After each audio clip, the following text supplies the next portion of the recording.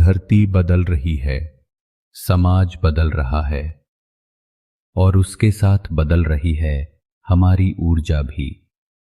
ये केवल राजनीति या संस्कृति का परिवर्तन नहीं है, ये है पुरुष और स्त्री ऊर्जा का वैश्विक संतुलन।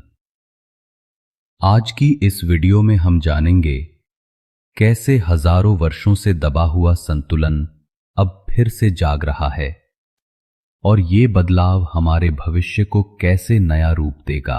प्राचीन काल से पुरुष ऊर्जा को सूर्य के समान माना गया। तेज, कठोर, अनुशासित और रक्षक। इसी ऊर्जा ने साम्राज्य खड़े किए, कानून और व्यवस्था बनाई और मनुष्य को सुरक्षा दी। लेकिन इसी शक्ति ने धीरे धीरे कठोरता और नियंत्रण का रूप ले लिया।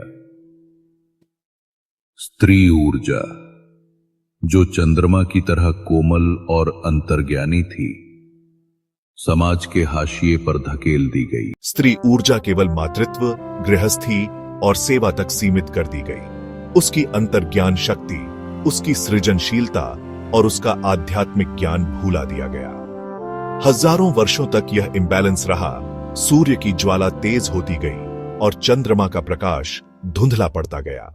अब पुरुष और स्त्री ऊर्जा आध्यात्मिक स्तर पर बदल रही है। दुनिया एक टावर मोमेंट से गुजर रही है, जहां दोनों ऊर्जा प्राचीन स्थान से नीचे गिर रही हैं, जहां पुरानी व्यवस्थाएं, परंपराएं और सोच टूट रही हैं। यह असंतुलन पुरुष ऊर्जा को स्त्री ऊर्जा के अंदर समाहित कर रहा है, जिसके कारण स्त्री ऊर्जा बलवान हो रही है। स्त्री ऊर्जा सबको प्रभावित कर रही है। जैसे पुरुष का व्यवहार बदल रहा है, उनका स्वरूप बदल रहा है। सामाजिक स्तर पर स्त्रियां पुरुषों से ज्यादा प्रभावित कर रही हैं। ये संकट नहीं बल्कि रूपांतरण है, क्योंकि जो असंतुलन था उसे टिकना नहीं था। अब हम देख रहे हैं कि पुरुष और स्त्री ऊर्जा टकरा रही है। उनके टकराने के कारण पुरुष ऊर्जा कमजोर हो रही है, इसलिए पुरुष कमजोर पड़ रहा है। इसका एक नतीजा ऐसा भी हो रहा है कि पुरुष अब केवल कठोर नहीं बल्कि संवेदनशील भी हो रहा है। पुरुष का परंपरा के तहत जो रोल था, अब वो बदल रहा है। स्त्री अब केवल पालन पोषण करने वाली नहीं बल्कि नेतृत्व भी कर रही है। यह पुरुष ऊर्जा का स्त्री ऊर्जा में विलीन होने वाली प्रक्रिया हमें सिखाती है कि हर इंसान के भीतर दोनों शक्तियां मौजूद हैं। स्त्री ऊर्जा के छिपे हुए पहलू अब सतह पर आ रहे हैं। अंतर्ज्ञान, भावनात्मक बुद्धिमत्ता, हीलिंग और सृजन। यह केवल महिलाओं में ही नहीं बल्कि पुरुषों में भी प्रकट हो रहे हैं। आज का पुरुष रो सकता है, अपनी भावनाएं व्यक्त कर सकता है और फिर भी मजबूत रह सकता है। आज की स्त्री शक्ति से नेतृत्व कर सकती है और फिर भी करुणामयी रह सकती है।